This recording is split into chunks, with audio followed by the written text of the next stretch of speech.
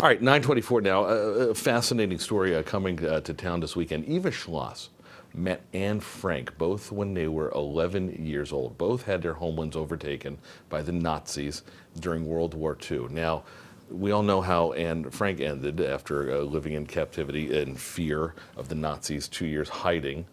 But Eva Schloss is still alive, and Monday she's going to be speaking at the Bushnell talking about her experiences, not just about the Holocaust, but her life knowing Anne Frank. And the story is fascinating. Rabbi Shaya Gopin, the director of Chabad at Greater Hartford, is here. Thank you for coming.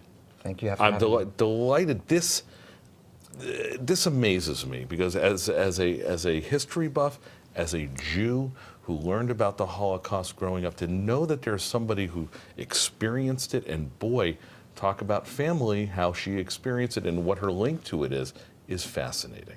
Absolutely. I mean, her story is amazing. The good part is, you know, Anne Frank's story ends at a certain point. Mm-hmm. I call Eva's story sort of like an encore, and we're able to see, you know, an encore to that story, and it's a personal story. Yeah. Now let's set the scene here, because Eva and Anne were stepsisters, but not while Anne was alive.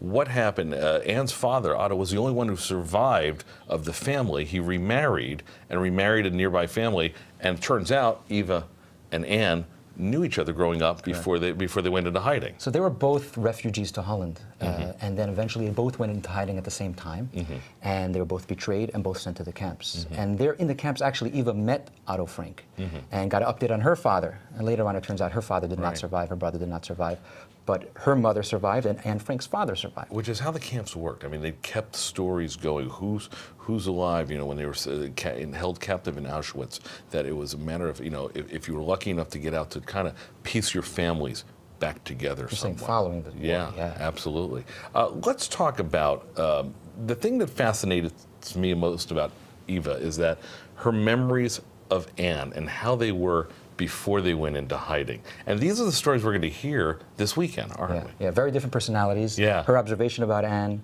Anne was interested in her brother, and she was Eva's a different type of personality. Anne was going after the boys at an early age, wasn't she? Yes, that's what she said. Yeah.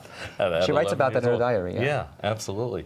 This is happening Monday night, and we were talking before the break about there were 6 million different stories, one for every death from the Holocaust. Yet the stories of the survivors and what they tell, they're touching, and they keep the legacy alive. It's not just that, Matt. You have to realize we are the last generation who's going to be able to hear a Holocaust survivor share this experience live. You know, Anne knew Hitler's most famous victim. Eva knew Anne, which is Hitler's most famous victim.